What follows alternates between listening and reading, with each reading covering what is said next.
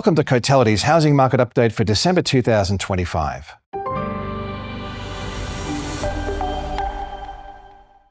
Our National Home Value Index rose another 1% in November, marking the third month in a row where Australian home values have increased by 1% or more.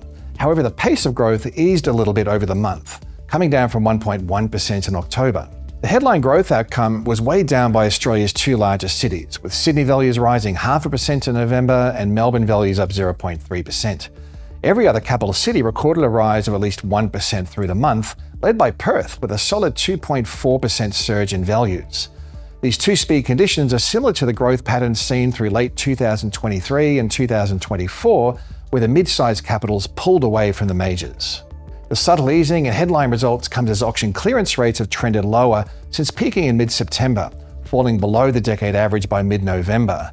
Both Sydney and Melbourne have seen clearance rates hold around the low 60% range through the second half of November. Record levels of housing unaffordability are another factor, with affordability metrics to the September quarter showing a record high in the national dwelling value to household income ratio, where the median dwelling value is now 8.2 times higher than the annual pre-tax household income. Serviceability metrics are also near record highs, with 45% of gross household income required to service a mortgage at the median value.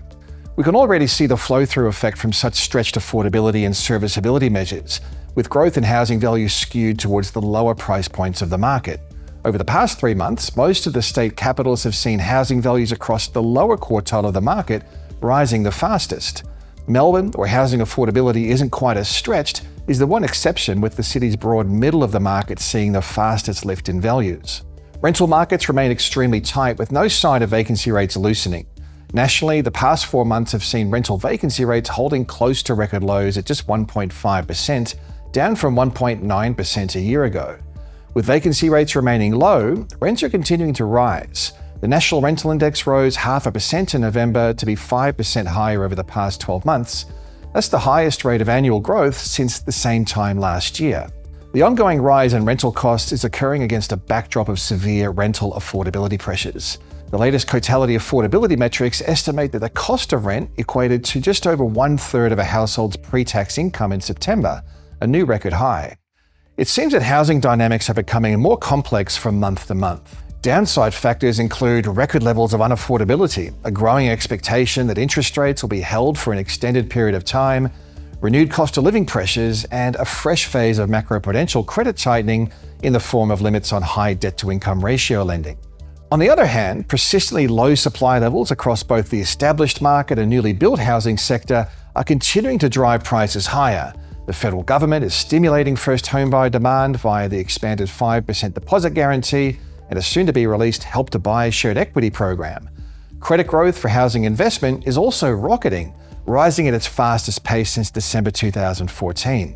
What's clear is the upside factors are continuing to outweigh the downside risks, and it's hard to see this dynamic moving into reverse anytime soon.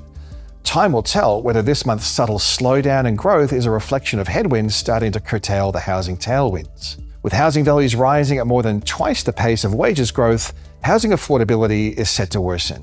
Serviceability barriers are likely to deflect more demand towards the lower price points of the market, with mainstream buyers on a median income crowding out lower-income households at the more affordable end of the pricing spectrum. Stable interest rates will exacerbate the serviceability challenge, with the recent increases to borrowing capacity already eroded by higher housing prices. While borrowing capacity for the median household income has increased by around $55,000 since the high point of mortgage rates, the national median dwelling value has already increased by about $60,000. Over time, rising serviceability barriers are likely to limit the magnitude of home value growth as credit becomes less available. Clearly, APRA is on watch for rising levels of household debt. Any sign of a slip in underwriting standards could be met with additional credit constraints. The recently announced 20% limit on high debt-to-income ratio lending isn't likely to play a significant role in slowing down price growth, but it does send a clear message that APRA is on alert. A more overt policy adjustment, such as lower limits on high DTI lending or a renewed investment credit growth speed limit, if implemented, would have a much more substantial impact, especially at a time when investors comprise around 41% of home lending. Low supply levels will inherently take some time to fix, especially with labour supplies so scarce and ongoing competition for inputs from the public infrastructure sector. Construction costs are no longer rising rapidly, but they're not falling either. Builder profit margins remain compressed, especially across the multi-unit sector. Overall, we're expecting housing values to continue rising through 2026, but the pace of gains is likely to slow down as affordability and serviceability factors put a ceiling on how high housing prices can go.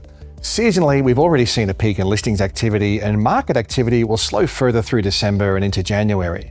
Cotality will be continuing to publish our market updates, so stay tuned to the insights pages of the Cotality website. As we wind out 2025, I'd like to wish everybody a very merry festive season and a sincere best wishes for the coming year.